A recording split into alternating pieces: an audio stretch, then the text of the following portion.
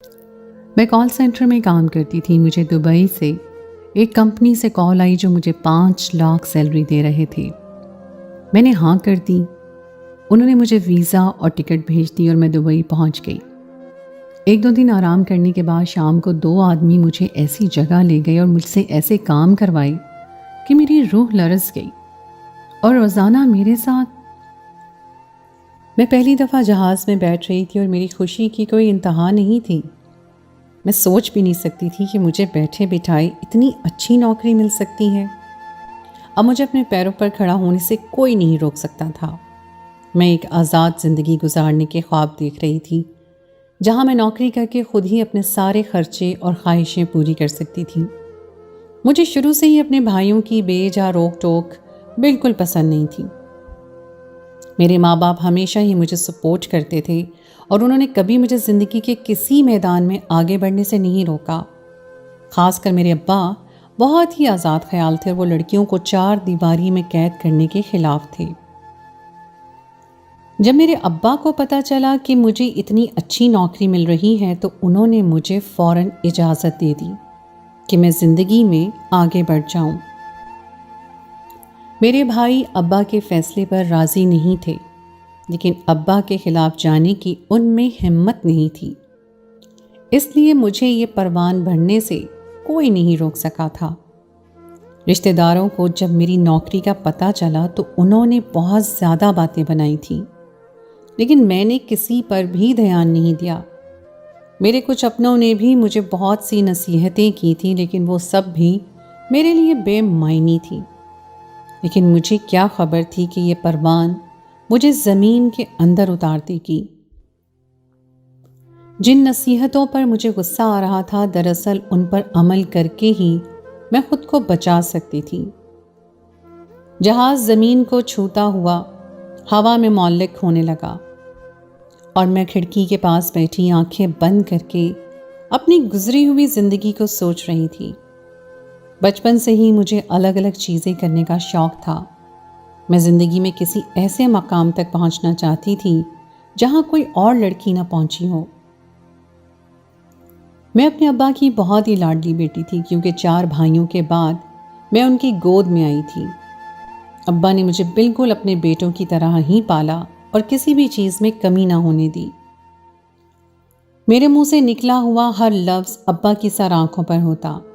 کبھی کبھی اماں ابا کو کہتی کہ بیٹی کو اتنی آزادی دینا اچھی بات نہیں ہے، لیکن ابا ہمیشہ کہتے کہ میری بیٹی میرا فخر، میرا مان ہے، اور میں جانتا ہوں کہ میری بیٹی کبھی کچھ غلط نہیں کر سکتی۔ میں نے بھی اپنے ابا کے بھروسے کو کبھی ٹوٹنے نہیں دیا اور زندگی کے ہر میدان میں کامیابی حاصل کرتے ہوئے میں نے گریجویشن مکمل کر لیا۔ میری ہر کامیابی پر میرے ابا میرے ساتھ کھڑے تھے۔ ابا نے مجھے ہمیشہ کھلی آزادی دی تھی۔ میں آگے ماسٹرز کرنا چاہتی تھی، لیکن ابا ریٹائرڈ ہو کر گھر بیٹھ گئے اور میرے پاس ایڈمیشن لینے کے لیے پیسے نہیں تھے۔ میرے بھائی میری شادی پر اصرار کر رہے تھے۔ وہ میرے آگے پڑھنے کے حق میں نہیں تھے، لیکن فی الحال میں شادی نہیں کرنا چاہتی تھی۔ مجھے اپنے لیے ایک کیریئر بنانا تھا، اپنے پیروں پر کھڑا ہونا تھا، اور پھر ہی میں شادی کے بارے میں سوچنا چاہتی تھی۔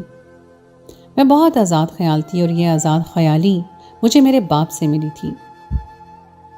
میری عمر کی خاندان بھر میں جتنی بھی لڑکیاں تھیں سبھی شادی کر چکی تھیں، اور میرے بھائی بار بار اسی بات کی مثال دیا کرتے، اور میں ہمیشہ چڑھ کر کہتی کہ مجھے دوسروں جیسا نہیں بننا۔ مجھے چادر اور 4 دیواری والے نظریے سے بہت چڑ تھی۔ میرا شمار ان لوگوں میں سے تھا جو عورت کے گھر سے باہر نکل کر کام کرنے کو عورت کے لیے فخر سمجھتی ہیں۔ میرے بھائی جب میری فیس بھرنے کے لیے راضی نہ ہوئے تو میں نے ابا کی اجازت سے ایک کال سینٹر میں نوکری کر لی۔ میں اپنے بھائیوں کی وجہ سے اپنے خوابوں کو ٹوٹنے نہیں دے سکتی تھی، اس لیے میں نے آگے بڑھ کر خود ہی اپنے خوابوں کو پورا کرنے کا فیصلہ کر لیا تھا۔ دن کو میں یونیورسٹی جاتی اور شام ہوتے ہی کال سینٹر کی نوکری کے لیے پہنچ جاتی اور رات دیر گئے تک گھر لوٹتی۔ شروع میں تو میرے بھائیوں نے بہت اعتراض کیا، کیونکہ کبھی کبھی مجھے گھر لوٹتے لوٹتے رات کے 2 بھی بج جایا کرتے تھے۔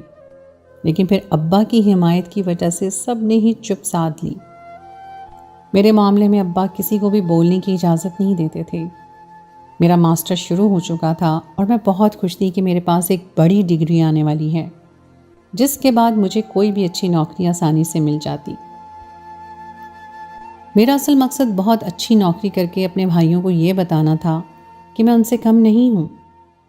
کال سینٹر کی نوکری بہت ہی مشکل تھی، سارا وقت الگ الگ کسٹمرز کو مطمئن کرنے میں نکل جاتا اور بولتے بولتے میرے جبڑے دکھنے لگتے، اور اس کے بعد جو بھی تنخواہ آتی وہ میری فیسوں میں چلی جاتی اور میرے ذاتی خرچے کے لیے کچھ بھی نہ بچتا۔ نائٹ شفٹ میں تو عجیب عجیب لوگوں کے فون بھی آتے تھے جن کا کام محض وقت گزاری ہوتا۔ ابا کی پینشن سے ابا اب بھی میرے خرچے اور خواہشیں پوری کر رہے تھے، لیکن میں اب ابا پر مزید بوجھ نہیں بننا چاہتی تھی۔ وقت بہت تیزی سے گزر رہا تھا اور ایسے ہی کال سینٹر کی نوکری کرتے کرتے 6 ماہ گزر گئے اور میرے ماسٹرز کا ایک سیمسٹر بھی مکمل ہو گیا۔ لیکن کال سینٹر کی نوکری ایک بہت تھکا دینے والی نوکری تھی اور ان 6 مہینوں میں میں بہت زیادہ تھک چکی تھی۔ کبھی کبھی تو لوگ فون پر اتنی بدتمیزی بھی کرتے کہ میرا دل چاہتا کہ میں فون ہی توڑ دوں، لیکن میری نوکری تھی اور مجھے ہر صورت ہر کسٹمر کے ساتھ بہت اچھے سے ہی پیش آنا تھا۔ یہ نوکری کرنے کے بعد مجھے احساس ہوا تھا کہ زندگی میں پیسہ کمانا بالکل بھی آسان کام نہیں ہے۔ ایسے ہی ایک دن میں یونیورسٹی سے تھکی ہاری کال سینٹر پہنچی تو میرا موڈ کچھ خاص ٹھیک نہیں تھا۔ میرے امتحانات قریب تھے اور نوکری کی وجہ سے میں تیاری نہیں کر پا رہی تھی۔ مجھے اپنی سیٹ پر بیٹھے کچھ ہی وقت گزرا تھا کہ کسٹمر کا فون میرے پاس آ گیا۔ وہ شخص بہت ہی خوبصورت انگریزی میں مجھ سے کسی الیکٹرانک آئٹم کے بارے میں سوال جواب کر رہا تھا اور میں اپنی ذمہ داری نبھاتے ہوئے اسے مطمئن کرنے کی پوری کوشش کر رہی تھی۔ اس کے عربی لہجے اور خوبصورت انگریزی سے میں کافی مرعوب ہو گئی تھی، اور سب سے بڑھ کر یہ کہ وہ مجھ سے بہت ہی ادب سے پیش آ رہا تھا۔ یہ فون کال مجھے دبئی سے موصول ہوئی تھی اور 15 منٹ کی طویل گفتگو کے بعد میں نے اس کسٹمر کو پوری طرح مطمئن کر دیا تھا۔ فون رکھنے سے پہلے اس شخص نے مجھے کہا کہ میری آواز بہت ہی خوبصورت ہے اور میں بار بار یہ آواز سننا چاہتا ہوں۔ اس کے اس جملے نے اچانک ہی جیسے میری ساری تھکن دور کر دی تھی۔ 4 دن ہی گزرے تھے کہ دوبارہ اسی شخص کا فون موصول ہوا۔ وہ مجھ سے کہہ رہا تھا کہ وہ پچھلے 4 دن سے مجھ سے بات کرنے کے لیے بار بار کال سینٹر فون کرتا ہے اور اب جا کر اسے میری آواز سننے کو ملی ہے۔ وہ میری آواز پر فدا ہو چکا تھا اور اس کی اس بات پر میں ہنس پڑی تھی۔ وہ مجھ سے میرا ذاتی نمبر مانگ رہا تھا۔ یوں تو نمبر دینا ضروری نہیں ہوتا اور عام طور پر ذاتی نمبر یا اپنی معلومات دینا منع ہوتا ہے، لیکن نہ جانے کیوں میں نے اسے اپنا نمبر دے دیا اور شاید یہیں سے میرا برا وقت شروع ہو چکا تھا۔ اس کے بعد تو روزانہ رات کو وہ مجھے باقاعدگی سے فون کرنے لگا۔ اس کا نام ریحان تھا اور اس کا دبئی میں بہت بڑا الیکٹرانکس کا کاروبار تھا۔ وہ ہر بار کہتا کہ اسے میری آواز سے محبت ہو گئی ہے اور وہ مجھے دیکھنا چاہتا ہے۔ جب اسے میری پڑھائی اور کال سینٹر کی معمولی سی نوکری کا علم ہوا تو وہ کہنے لگا کہ میں آپ کو ایک نوکری کی آفر کرتا ہوں، آپ میرے لیے گھر بیٹھے کچھ کام کر دیجیے گا اور بدلے میں آپ کو ایک پرکشش تنخواہ مل جائے گی۔ اس کی یہ بات سن کر مجھے خوشی تو ہوئی، لیکن کہیں نہ کہیں دل میں یہ بھی ڈر تھا کہ کہیں اس کی باتوں میں آ کر میں اپنی لگی لگائی نوکری بھی نہ چھوڑ بیٹھوں۔ جب میں نے ابا سے اس بارے میں بات کی تو ابا کہنے لگے کہ زندگی میں آگے بڑھنے کے لیے ہمیشہ رسک لینا پڑتا ہے۔ اگر تمہیں ٹھیک لگتا ہے تو تم کر کے دیکھ لو، اپنے گھر بیٹھ کر ہی تو کام کرنا ہے۔ میں نے حامی بھر لی اور میں ریحان کے ساتھ کام کرنے لگی۔ بہت ہی آسان کام تھا، کچھ کاغذات اسے ٹائپ کر کے فائل بنا کر بھیجنے ہوتے اور بدلے میں وہ میرے اکاؤنٹ میں 1 لاکھ روپے تنخواہ کے طور پر بھیج دیتا۔ اتنی معمولی سے کام کے لیے 1 لاکھ روپے بہت زیادہ تھے۔ پہلے تو میں بہت حیران ہوئی، لیکن پھر ہر مہینے مجھے باقاعدگی سے ہی اتنے پیسے بھیجنے ہوتے۔ مجھے تو ایسا لگ رہا تھا جیسے بیٹھے بٹھائے میری لاٹری نکل آئی ہو۔ ابا تو خوش ہوئے ہی تھے، لیکن میرے بھائیوں کا رویہ بھی بالکل بدل گیا تھا۔ اب میرے پاس پیسوں کی کمی نہیں تھی اور یونیورسٹی سے گھر آ کر بیٹھ کر یہ کام کرنا بھی بہت ہی آسان تھا۔ 6 مہینے تک میں ریحان کے ساتھ اسی طرح کام کرتی رہی اور وہ باقاعدگی سے مجھے تنخواہ بھیجتا رہا۔ ہم دونوں کے درمیان کام سے ہٹ کر بھی کافی بات چیت ہوتی اور میں اس پر پوری طرح بھروسہ کرنے لگی تھی۔ ریحان کو میرا کام بہت پسند تھا اور وہ میری بہت زیادہ تعریف کرتا تھا۔ 6 مہینے بعد ایک شام ریحان کہنے لگا کہ اسے دبئی میں ایک پڑھی لکھی لڑکی کی ضرورت ہے جو ایمانداری اور محنت سے اس کے ساتھ کام کرے۔ وہ چاہتا ہے کہ میں یہ نوکری کر لوں۔ 3 لاکھ روپے تنخواہ تھی اور رہائش کا انتظام بھی تھا۔ دبئی میں نوکری، 3 لاکھ روپے تنخواہ اور رہائش کا سن کر تو میں حیران ہی رہ گئی۔ وہ کہہ رہا تھا کہ وہ سال میں 2 دفعہ مجھے اپنے گھر والوں سے ملاقات کے لیے بھیجے گا اور ٹکٹ بھی کمپنی کی طرف سے ہی ہوگا۔ اتنی بڑی آفر کو میں کیسے ٹھکرا سکتی تھی، لیکن یہ فیصلہ کچھ مشکل بھی تھا۔ میں نے ابا سے بات کی تو ہمیشہ کی طرح ابا نے فیصلہ مجھ پر چھوڑ دیا۔ میں نے سوچ سمجھ کر حامی بھر لی اور دیکھتے ہی دیکھتے ریحان نے میرا ویزا، ٹکٹ سب کچھ کروا دیا۔ میرے بھائی جو پہلے میری نوکری کے خلاف تھے اب میرے دبئی جانے پر بھی خاموش تھے، کیونکہ جب سے میں ریحان کے ساتھ مل کر اچھا کما رہی تھی، اپنے بھائیوں کی مدد کر رہی تھی اور اب 3 لاکھ روپے کی تنخواہ کا سن کر تو کسی نے ایک لفظ بھی نہیں کہا۔ مجھے یہ سب کچھ کسی خواب کی طرح لگ رہا تھا۔ میں نے اپنی ڈگری بھی ادھوری چھوڑ دی تھی کیونکہ مجھے اس کے بغیر ہی اچھی نوکری مل رہی تھی اور مجھے نہیں لگتا تھا کہ یہ موقع مجھے کبھی دوبارہ ملے گا۔ قسمت سے ریحان کا فون میرے پاس آ گیا تھا اور میں نے بہت ترقی حاصل کر لی تھی، ورنہ شاید میں اب بھی کال سینٹر کی معمولی سی نوکری کر رہی ہوتی۔ میرے بھائی بھی 6 مہینے سے مجھے گھر بیٹھ کر بہت اچھا کماتا ہوا دیکھ رہے تھے، اس لیے میری دبئی جانے پر کسی کو بھی کوئی اعتراض نہ ہوا اور میں اپنے گھر والوں سے الوداعی ملاقات کر کے جہاز میں بیٹھ گئی۔ جب میری آنکھ کھلی تو جہاز لینڈ کر رہا تھا اور میں ماضی سے مستقبل میں لوٹ آئی تھی۔ یہ سوچ کر ہی میں بہت خوش تھی کہ میں دبئی پہنچ چکی ہوں۔ میں نے تو کبھی خواب میں بھی نہیں سوچا تھا کہ اس طرح میں اکیلی دبئی آ جاؤں گی۔ ایئرپورٹ سے ہی مجھے ایک ڈرائیور نے ریسیو کیا اور گاڑی میں بٹھا کر ایک 5 اسٹار ہوٹل پہنچا دیا۔ میں نے اپنی زندگی میں کبھی اتنا عالیشان ہوٹل نہیں دیکھا تھا۔ میرے اکاؤنٹ میں ریحان کی طرف سے پیسے ٹرانسفر کر دیے گئے تھے اور ریحان کا فون آ گیا تھا کہ تم 2-4 دن آرام کرو اور دبئی کی سیر کرو، اس کے بعد کام کی بات ہوگی۔ ہوٹل کے باہر میرے لیے گاڑی اور ڈرائیور موجود تھے۔ مجھے تو سب کچھ ابھی بھی ایک خواب سا لگ رہا تھا اور میں آنے والے 2 دن دبئی میں مزے سے گھومتی پھرتی اور شاپنگ کرتی۔ دبئی واقعی ایک خوابوں کی دنیا تھی جہاں سب کچھ بہت ہی الگ اور رنگین تھا۔ ایسا لگتا تھا کہ میں کسی اور ہی جہان میں آ گئی ہوں۔ 2 دن بعد وہ آدمی مجھے لینے آیا اور اپنے ساتھ ایک ایسی جگہ لے گیا جس کے بارے میں سوچ بھی نہیں سکتی تھی۔ وہ مجھے ایک نائٹ کلب لے گئے۔ میں زندگی میں پہلی دفعہ کسی نائٹ کلب آئی تھی اور میرے ہاتھ پاؤں کانپ رہے تھے۔ ریحان وہاں موجود تھا۔ ریحان نے بتایا کہ اس کا الیکٹرانکس کا کاروبار نہیں ہے بلکہ وہ یہاں پر ایک نائٹ کلب چلاتا ہے اور اسے کلب میں ہی کام کرنے والی لڑکیوں کی ضرورت ہے۔ یہ سن کر میرے ہوش اڑ گئے تھے۔ میں بھلا ایک نائٹ کلب میں کیسے کام کر سکتی تھی؟ ریحان 3 لاکھ تنخواہ اور رہائش اب بھی مجھے دینے کو تیار تھا، لیکن مجھے ایک نائٹ کلب میں نوکری نہیں کرنی تھی۔ ریحان کی بات سن کر میں نے صاف انکار کر دیا کہ میں کسی نائٹ کلب کا حصہ نہیں بن سکتی۔ البتہ مجھے ماڈلنگ کا بہت شوق تھا اور میں نے سنا تھا کہ دبئی میں ماڈلنگ میں بہت کام ہے۔ اسی لیے میں نے ریحان سے کہا کہ اگر وہ مجھے ماڈلنگ کا کوئی کام دلوا سکتا ہے تو میں ضرور کروں گی۔ ریحان نے اپنے ایک دوست کو فون کیا اور مجھے ماڈلنگ کا کام دلوا دیا۔ میں نے اپنے گھر والوں کو اس بارے میں کچھ نہیں بتایا اور دبئی میں ماڈلنگ کرنے لگی۔ رہائش، پیسہ، گاڑی، میرے پاس سب کچھ تھا، لیکن دیکھتے ہی دیکھتے ریحان اور اس کے دوست نے مجھے نشے کی لت لگا دی تھی اور میں اب ہر وقت نشے میں دھت رہنے لگی۔ ریحان اور اس کا دوست میرے نشے کا پوری طرح فائدہ اٹھاتے ہوئے باری باری مجھے استعمال کرنے لگے۔ ایک رات ریحان میرے ساتھ گزارتا تو دوسری رات اس کا دوست۔ یہی نہیں بلکہ وہ دونوں ہی کچھ دنوں میں اپنی حد سے آگے نکل گئے اور مجھے دوسرے مردوں کے حوالے بھی کرنے لگے۔ نشے کی وجہ سے میں ان کے ہاتھوں بہت آسانی سے استعمال ہو رہی تھی۔ کئی مہینوں تک وہ اسی طرح مجھے بیچتے رہے اور میں بکتی رہی۔ میری حالت بہت ہی خراب ہو چکی تھی۔ ریحان مجھ سے اپنے نائٹ کلب پر بھی کام کروانے لگا تھا۔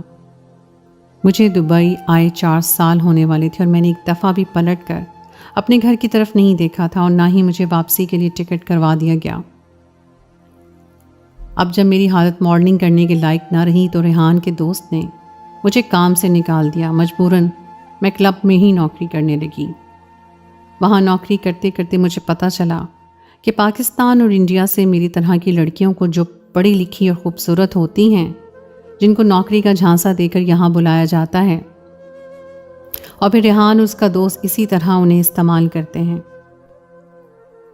ریحان اور اس کے دوست کے پاس میری کئی ویڈیوز موجود تھیں۔ ہر رات میرے ساتھ ایک نیا مرد ہوتا اور مجبوراً میں اس کے ساتھ ہوتی۔ مجھے اپنا گھر بہت زیادہ یاد آنے لگا تھا۔ میرے ابا کا جب بھی فون آتا تو میں انہیں یہی بتاتی کہ میں الیکٹرانکس کمپنی میں نوکری کرتی ہوں۔ مجھ میں اتنی ہمت نہیں تھی کہ میں اپنے باپ کو اپنی بربادی کی داستان سناتی۔ ایک دن ابا مجھے کہنے لگے کہ میری خالہ کی بیٹی بھی میری ہی طرح دبئی میں نوکری کرنا چاہتی ہے اور اسے بھی کسی نے ایک اچھی نوکری کی آفر کی ہے۔ یہ سن کر میرے رونگٹے کھڑے ہو گئے۔ میں تو خود پوری طرح برباد ہو چکی تھی اور اب کسی لڑکی کو برباد نہیں ہونے دینا چاہتی تھی۔ میں نے ابا کو کہا کہ وہ سختی سے خالہ کو منع کر دیں کہ یہاں کسی کو نہ بھیجیں۔